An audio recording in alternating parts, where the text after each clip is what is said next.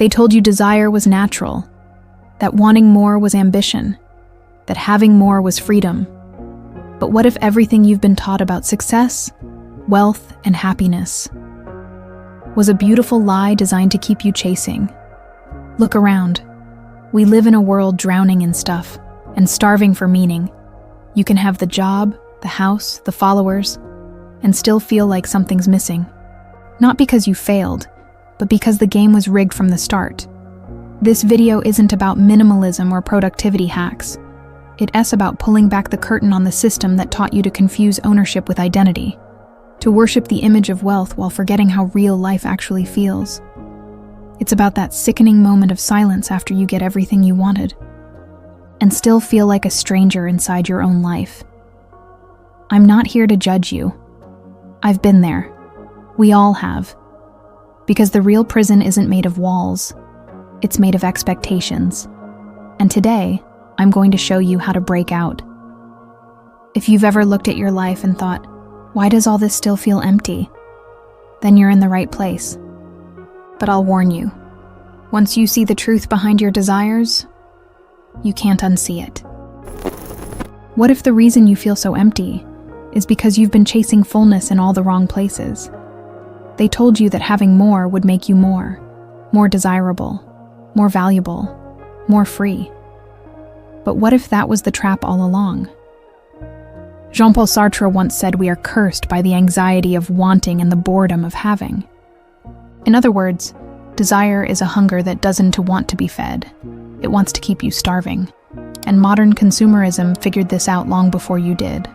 That's why you feel excited right before you buy something, but numb right after. The lie isn't in the object. It's in the promise it whispered to you. Once you have me, you'll finally feel whole. But that feeling fades faster than the buzz of a phone notification. Walk into any working-class neighborhood in New York or Birmingham, and you'll see people grinding every day. Not because they love their jobs, but because they've been sold a dream. The dream says, if you hustle hard enough, you'll earn the right to be respected, the right to be visible. But visible to whom? To the same system that profits from your exhaustion? To a world where your worth is measured by the brand stitched onto your chest? Somewhere along the way, we stopped building lives and started building images. Possession replaced presence. A closet full of clothes replaced a sense of identity. But no matter how many sneakers line your shelves or how sleek your car looks, the existential void doesn't shrink. It adapts. It waits. This isn't a call to reject beauty or comfort. It is a call to notice what kind of life you're rebuilding and who it's actually for. If your happiness depends on your next Amazon order, that's not happiness. That's sedation. It's a mindless loop. Craving, buying, regretting. Repeat. You feel like you're in control, but the algorithm already wrote your next desire. And that desire is never about what you need. It's about what they need you to want. That's modern slavery in disguise. And most of us are paying for our chains in monthly installments. If that sounds harsh, it's only because we've normalized the pain. Think of how many people around you have everything they once dreamed of, and still feel like something's missing. The apartment, the job title, the relationship. All boxes checked, and still, an invisible pressure inside. That's the boredom of enough. It's not that they failed. It's that they were handed a definition of success that was never designed to nourish the soul. The capitalist illusion says, if you're not happy, you must need more. But the truth is brutal and freeing. Maybe you don't need more. Maybe you need less. Less noise, less pressure, less pretending. Imagine this. A man working 10-hour shifts in a warehouse buys a luxury watch with his tax refund. He stares at it for hours like it holds a secret. But when his shift starts again, he realizes the watch didn't give him more time. It just gave the illusion of status. And when his co-workers look at him with envy, he feels something strange. Not pride, but fear. Fear that they'll realize the watch cost him more than money. It cost him peace. That's the price of desire. It makes you gamble your presence for a performance. There's a reason luxury often feels hollow. It is not because luxury is bad. It is because luxury sold as identity is a mask, and masks get heavy, especially when worn every day. The self you bought to impress others becomes the cage that keeps you from knowing who you really are. And here's the dark truth. The more you build your self-worth on possessions, the more fragile it becomes. One lost job, one economic downturn, one stolen phone, and suddenly your confidence collapses. That's not stability. That's spiritual poverty. But what if your value had nothing to do with what you own? What if presence, the ability to be deeply alive in a single moment, was the ultimate wealth? That kind of wealth can't be sold. It can't be shown off. It's quiet, but it's powerful. And most importantly, it's yours. You don't have to earn it. You just have to notice it. The next time you feel the urge to buy something to feel better, pause. Ask yourself, do I really want this? Or am I just trying to feel like I exist? That one question might save you a lifetime of chasing shadows.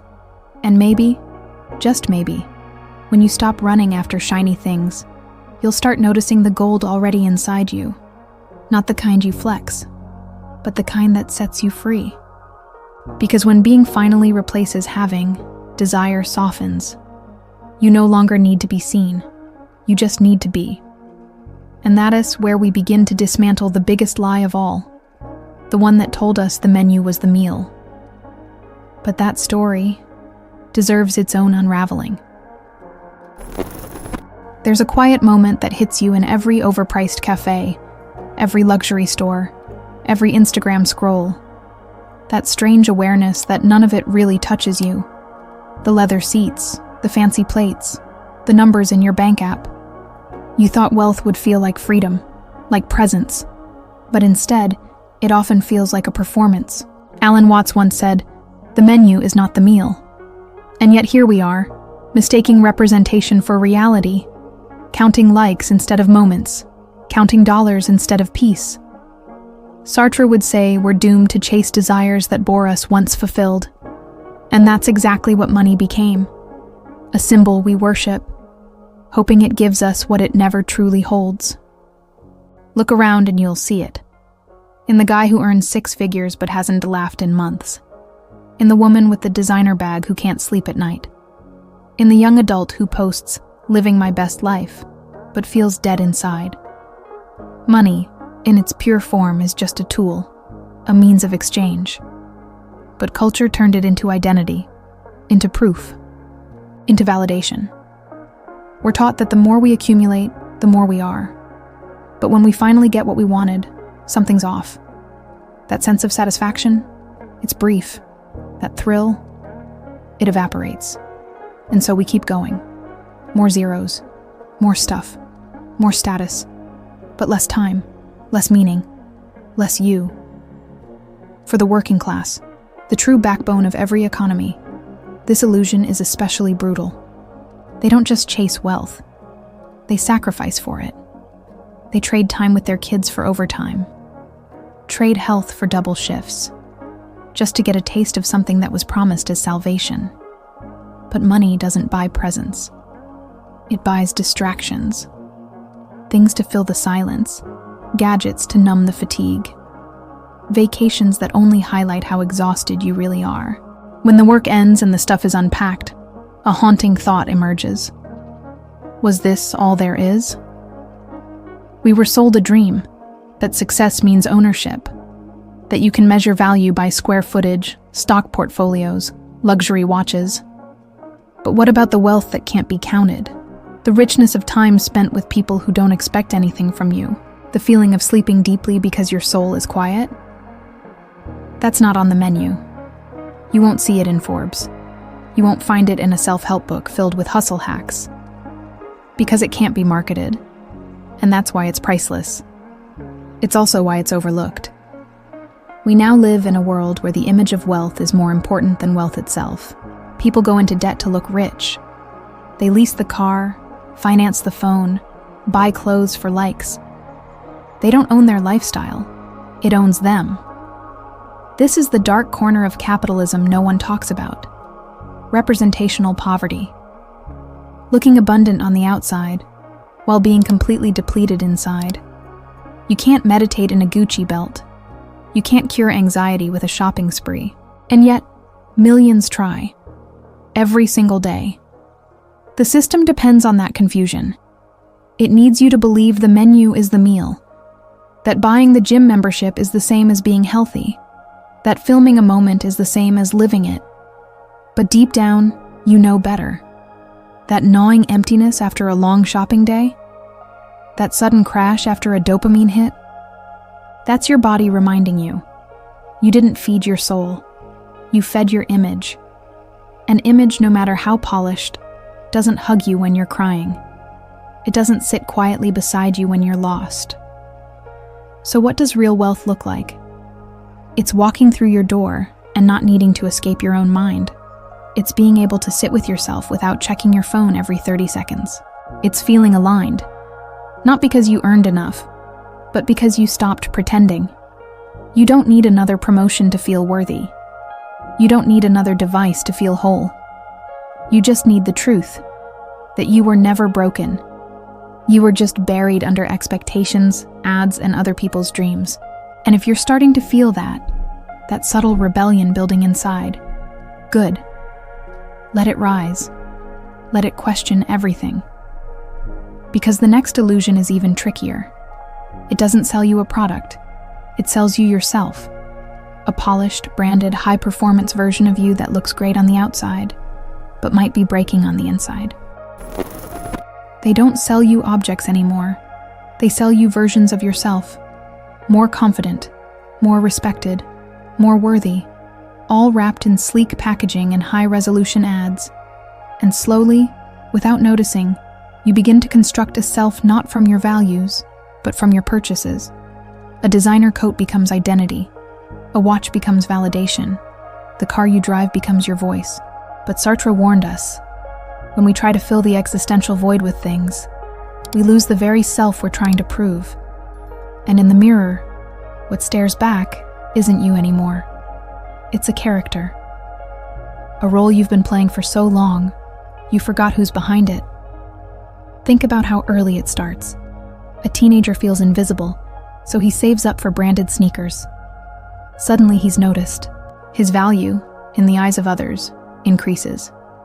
He's not treated differently because he's changed, but because the mask he wears is louder. The ego eats that up, and a pattern is born. If I look better, I'll be treated better. If I seem successful, I must be. But here is the trap. Every ego built on money must be constantly maintained, and that maintenance costs more than dollars. It drains your mental health, your authenticity, your freedom. It turns life into a never-ending audition. Walk into any upscale office in a major city, and you'll see them. Suits tailored to perfection, smiles that never touch the eyes, conversations that orbit around status. They're not bad people. Many are just tired of performing a self that's palatable, marketable, socially accepted. The luxury ego isn't about comfort. It's about survival in a world that rewards appearance over depth. But the price? You become a stranger to your own thoughts. You lose access to your inner world. The real you, messy, beautiful, inconsistent, is locked behind polished armor.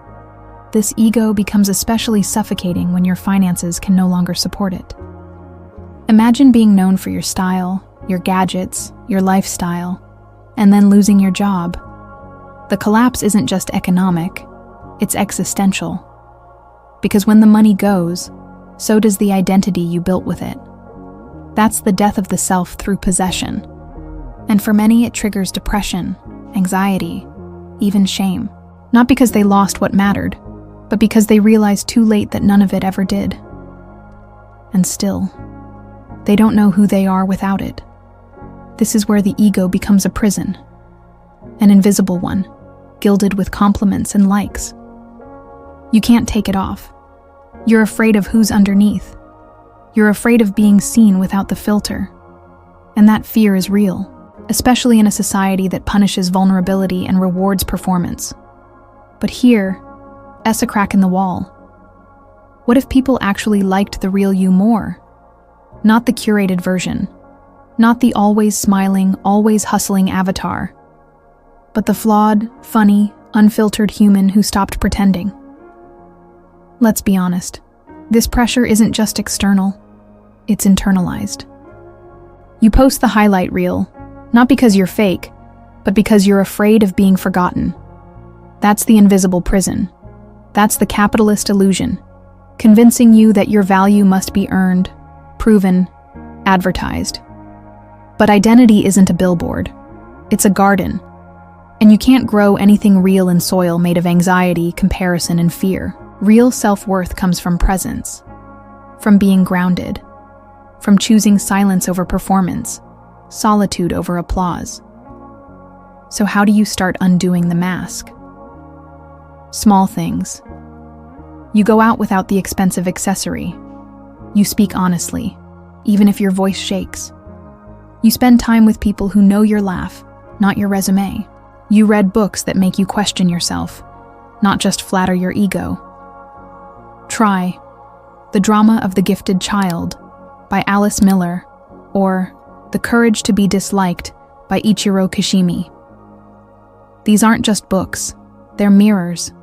And when you look into them, you might not like everything you see, but what you do see will finally be yours.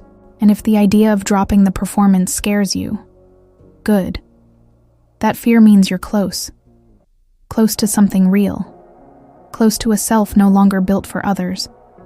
But we're not done yet, because sometimes, even when we get everything we wanted, the silence that follows reveals a deeper wound. There's a strange kind of silence that follows success. Not the peaceful kind, the unsettling kind. You've climbed the ladder, checked the boxes, collected the trophies, and yet, something's off. The joy doesn't last. The satisfaction fades.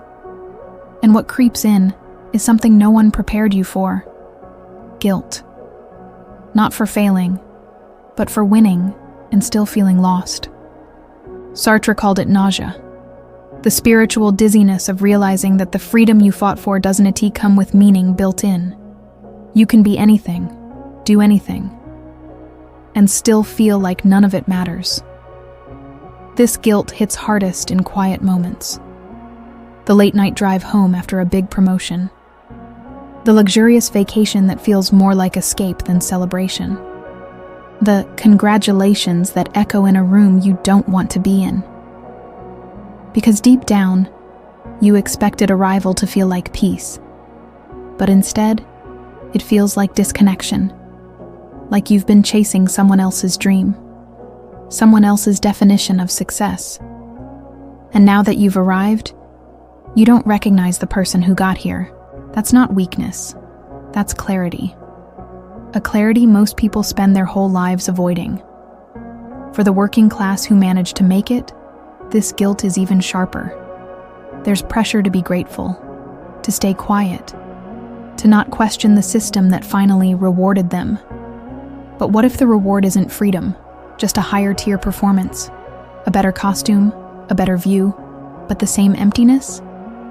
They look around at their new peers and wonder, is this what I worked so hard for? Not because they're ungrateful, but because they've seen both sides now, and neither feels like home. This is what happens when external success outpaces internal alignment. We've built a culture that celebrates overachievement and punishes introspection. If you pause to reflect, you're lazy. If you question the path, you're ungrateful. So people keep running, not towards something, but away from the silence.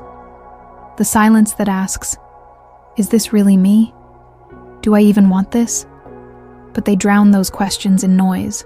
More goals, more metrics, more hustle, until they burn out. Until their body forces the break their mind was too scared to take. That adds the cost of having everything, realizing it still doesn't, to fill the existential void. This isn't just philosophical, it's physiological. Success without meaning leads to anxiety, depression, even addiction. Why do so many high performers secretly self-sabotage?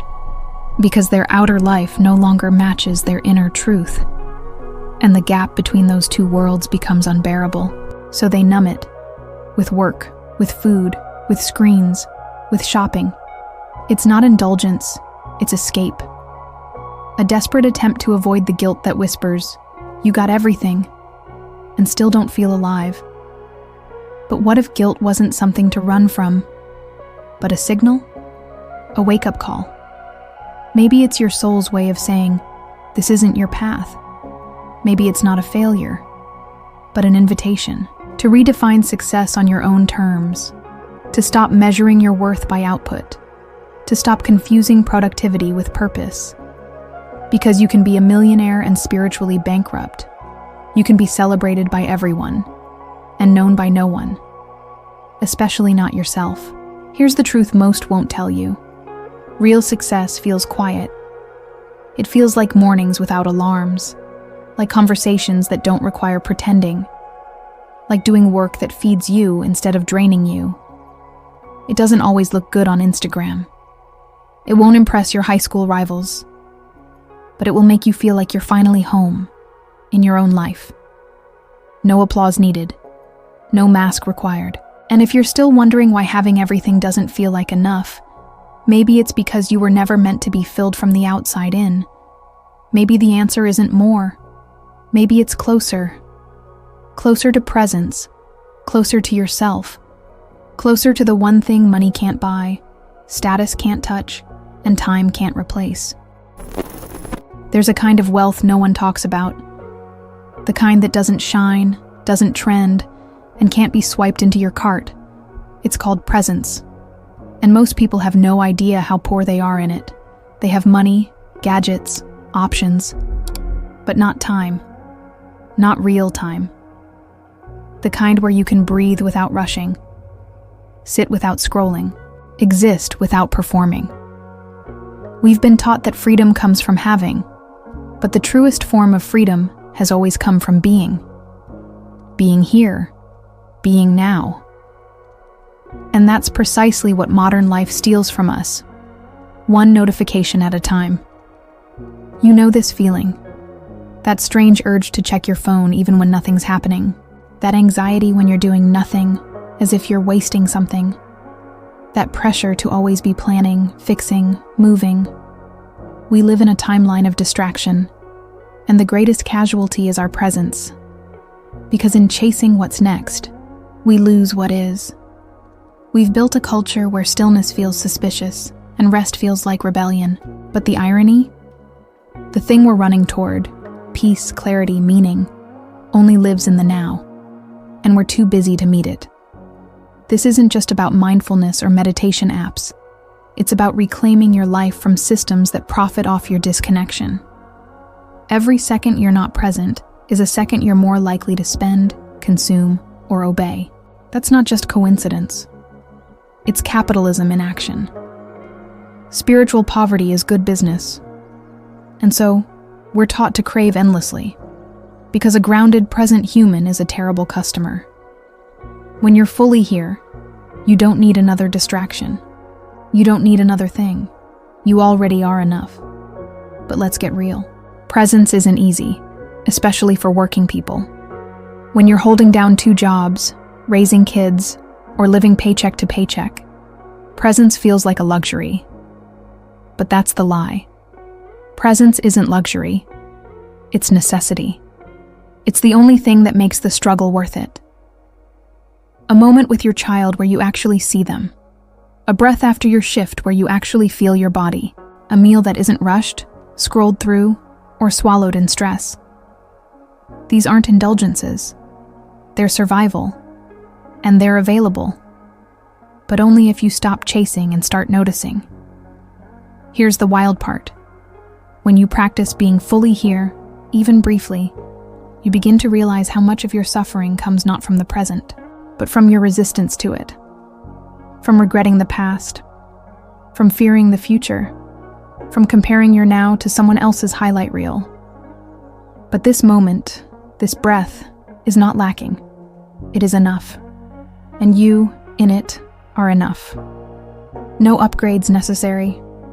That's a truth no one can sell you, because it can't be branded. And that's exactly why it's real. Want to try something radical? Go for a walk without headphones. Eat a meal without a screen. Sit with your thoughts without fixing them. It'll feel uncomfortable at first, like withdrawal, because it is. Withdrawal from noise, from performance, from craving. But on the other side of that discomfort is a clarity you forgot was possible. A kind of clarity that says, you're already home. Not when you finish the project, not when you hit your goals. Now. Always. Now. You don't need a retreat in Bali to feel alive. You don't need a minimalist aesthetic or a perfect morning routine. You just need to notice. Your hands, your breath. The way the light lands on your face right now. These small things are the gateway to a life that doesn't feel like it, as slipping through your fingers. A life where freedom isn't postponed to someday. It's practiced every day, in every pause, in every honest yes, and every guiltless no. And maybe, just maybe, the life you were looking for is now ahead of you. It's beneath you. Buried under layers of noise, pressure, and false promises. Waiting to be uncovered, waiting to be felt. And now that you've reached this point, you're finally ready to feel it. Let me ask you something simple, but dangerous. What if you stopped chasing for just 1 week? No new goals, no new purchases, no trying to prove anything to anyone. Who would you be then? Would you finally rest? Would you panic without a mission? Or would you meet yourself for the very first time? Everything they sold you, from success to self-worth, was based on lack. You're not enough, so buy more. You're falling behind, so hustle harder. You're invisible, so build an ego they can't ignore. But none of it was ever about you. It was about keeping you busy, distracted, controlled. Now you know better. The real revolution is presence. Living a life that feels like yours. Spending time with people who don't care what you own. Waking up without that subtle dread in your chest. So, what are you going to do now? Keep performing for an audience that doesn't even see you? Or finally start living like someone who remembers what freedom tastes like? If this made something stir inside you, don't let it fade. Write it down. Share it. Talk about it with someone who needs to hear it too. And if you're ready to keep digging deeper, hit subscribe. Turn on notifications. Because this channel isn't just content, it's your wake-up call.